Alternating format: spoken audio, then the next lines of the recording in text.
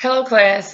Today we're doing our final for our 4200 class. I'm doing chapter 12, and it's on the process of uncovering and divorce in the U.S. So I have Mr. Dixon here with me, and he's going to answer a few questions for us. And so we're going to get started. So, Mr. Dixon, an average person spends almost 2 years thinking about divorce before proceeding with one. On average, 76% tried to fix their relationship, while 24% didn't try to fix their marriage. And I'm going to ask you about 10 questions on divorce. What year did you get divorced, and how old were you? I think divorce was 96. Okay, I think I was about 27. about 27. Okay, and did you have any You had any kids I then? had a daughter from a previous relationship, and her and I had one kid together while we was And married. how old were they? My oldest one, I think she was around 4, 8, 5, Okay, and my youngest one was like 2, 4 and 2. Okay. a little bit older, I think. No, he was older. She was like for 10 years. Okay. So I say she was probably like 12, 12 and 2. 2. Okay. All right. And what are some of the reasons that you got divorced? Like, you just kind of elaborate on what you think went wrong in that relationship. Well, I think we're wrong in that relationship was some finances, some outside friends, relatives, Now, in the middle of your relationship. middle of the relationship. Okay. Not letting you guys be husband and wife, so to speak. No, Okay. Um, okay, and I already asked you this question. I said, did you have any children involved? And oh, what kind of custody did you receive? at the time we decided on split custody, but then um, she ended up getting custody of her because of my job situation, Okay, and we have agreed to for me to get my daughter every other weekend, okay. and it was sometime during the week that I was able to get her as well. Oh, okay. All right. And so are you? And I put this down as a question. Are you the primary care provider for this child? And if no, why not? So you said that you guys had split custody, which we've discussed that in this chapter. There's a difference between split custody and joint custody. So split custody is like if you have two children and one goes with one parent and one goes with the other. Hmm. Um, so what kind of Well, the split custody was at the time was 7 days out the week. I was able to get her um, 3 days out the week, and she had the other 4 days. oh, okay, okay. And then that was for the oldest, The youngest, just the youngest. right? I had custody of the oldest. Oh, okay, okay. So that one would be more joint where the youngest one was sort of split. Okay. Right. So then that was question 3. Question 4. Children are usually affected by divorce. What is the best way to discuss divorce? What do you think is the best way to discuss divorce when it's about to affect their life? Do you think is that when do you think it should be done, and how do you think it should be done? Um, how it should be done, I think both should sit down with the kids and tell them why they are divorcing. I think that it's important to tell the kid um, that you still be part of their lives. Hmm. That if the divorce was between you and the husband or you and the wife, that it's them divorcing each other, not them divorcing the kids. Right. So that's how we sat down and told the kids. Like I said, my youngest was 2, maybe 3. She didn't understand what divorce was. Okay. And Dee Dee was 12. So she kind of sort of understood because she was young, you know. But even though that was her stepmom, and I had custody of Dee Dee, I was still able to say, hey, look, if you want her part of your life, being that she was your stepmom, and we were both open to that because she had an effect on her Oh, okay. life as well. Okay. And so when the youngest one got older, what age did you? Mm, When did she start asking questions? I say she started asking questions around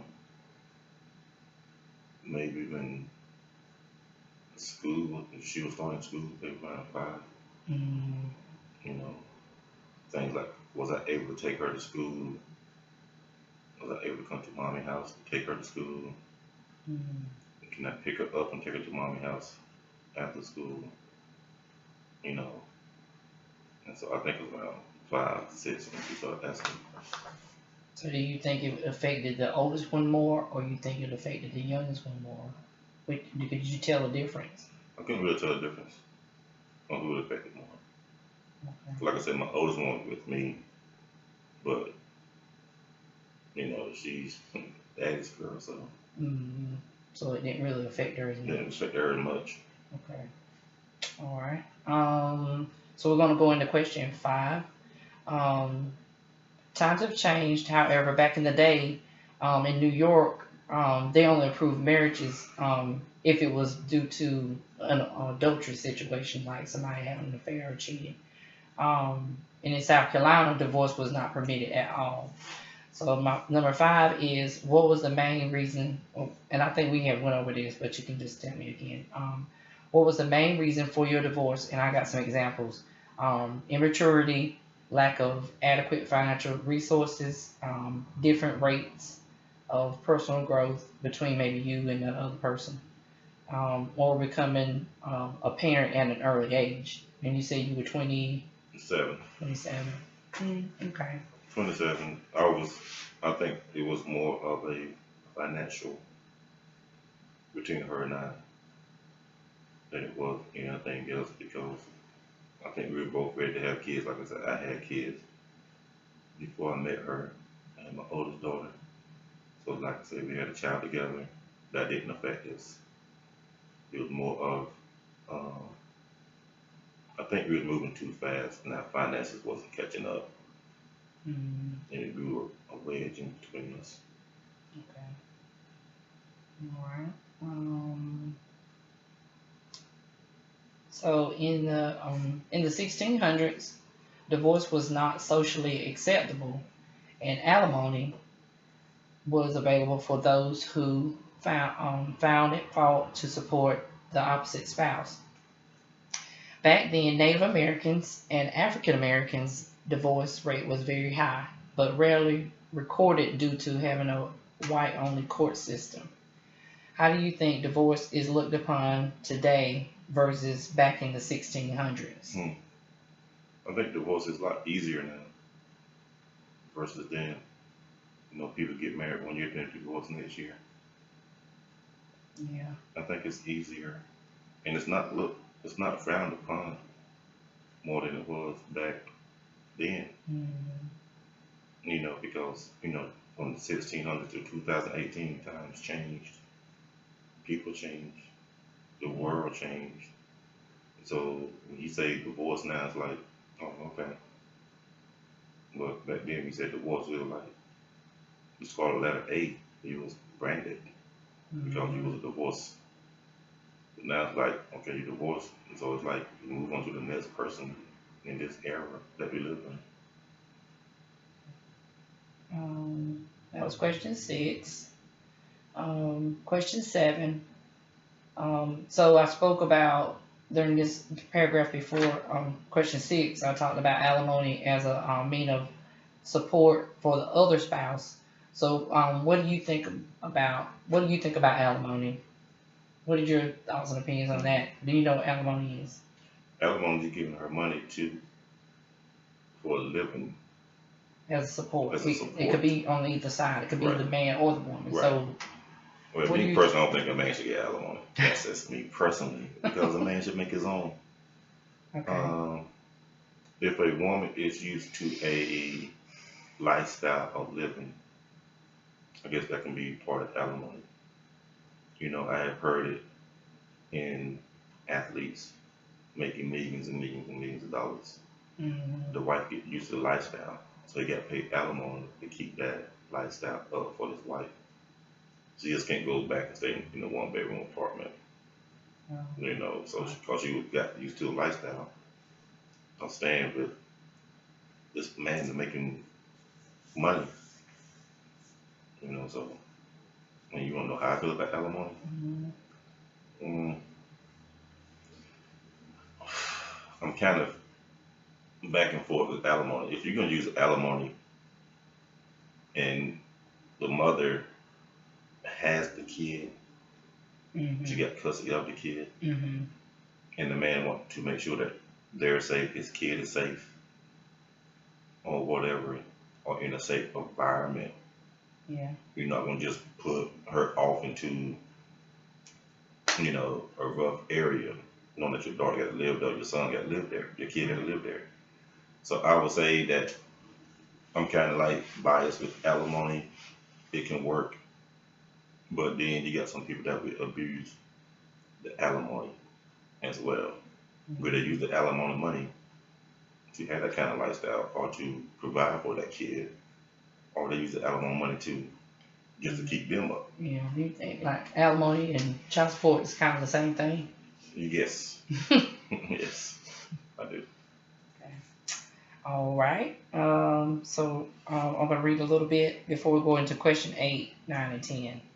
Um, Divorce and social media sometimes go hand in hand because over 5 million people use Facebook every day. Information technology has placed a strain on marriages and increased divorces due to people reconnecting with old flames through Facebook and several other social types of social media. Many spouses, whether man or woman, are obsessed with the internet use while excluding family interactions.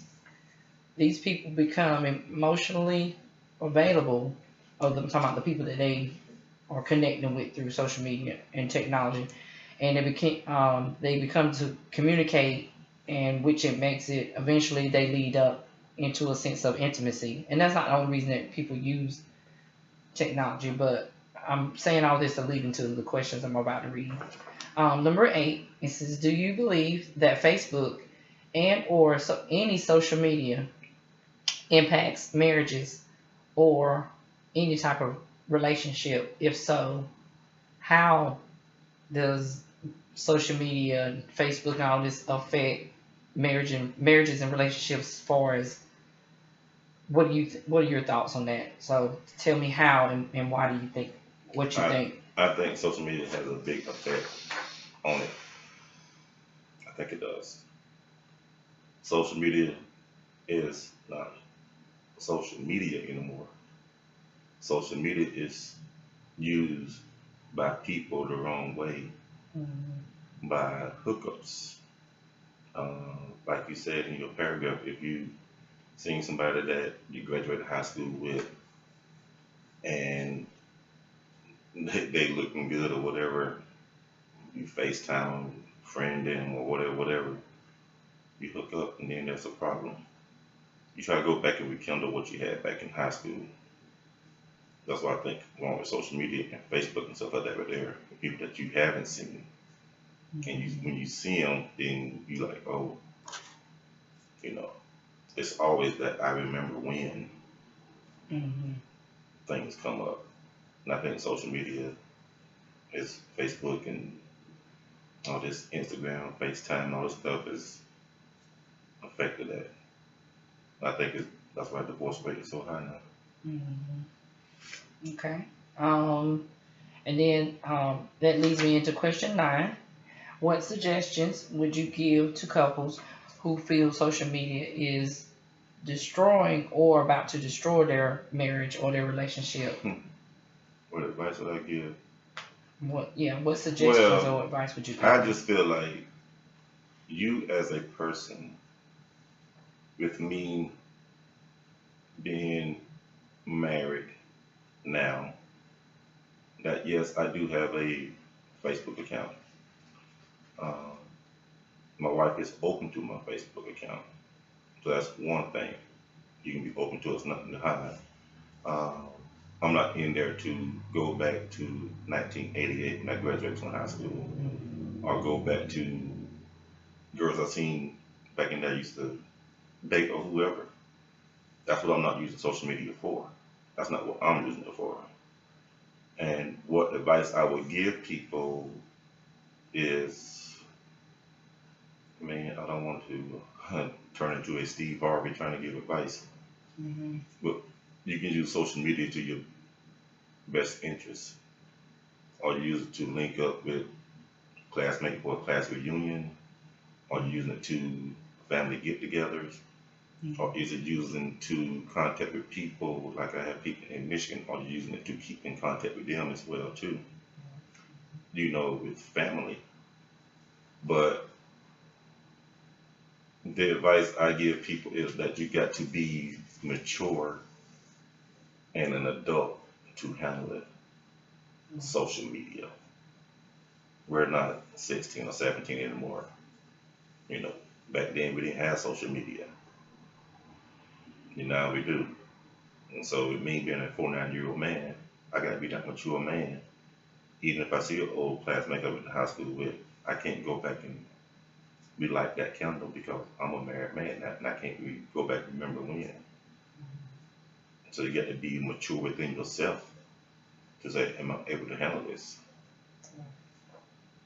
Okay. And last but not least, number 10, people these days are getting divorces left and right. If you had any advice from your previous relationships, whether old or new, what advice would you give to couples that are thinking about divorce or getting a divorce? What, based on if you've been previously married before, you have children, and whether these couples have had children or not, as far as the marriage part, based on your experience, because I believe that people can give advice on, they can only give the best advice on based on what they've been through. So what would you what kind of advice would you give to somebody that are close to getting divorced or thinking about getting divorced?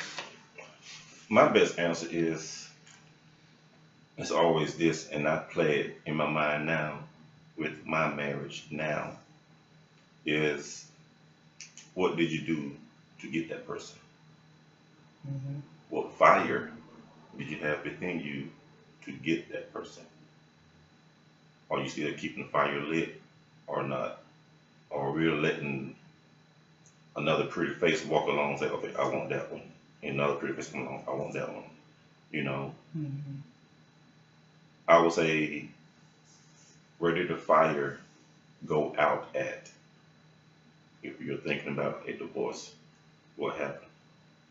Because you got to think about one time when that woman or that man walked by and y'all connected, whether it was eye to eye or whatever, and y'all wanted to be with each other and y'all wanted to date and then get married.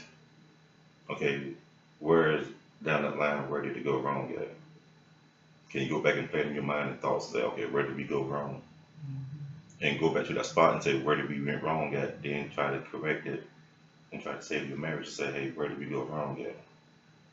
Before you make that decision. You know,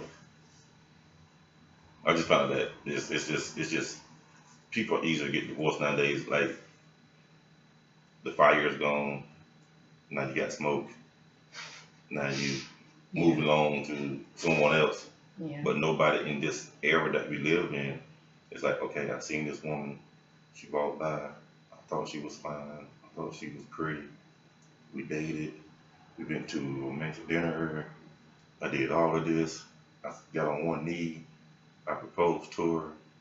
We married for 5, 10 years. And then the 7th year come along. Now I'm thinking about divorcing her.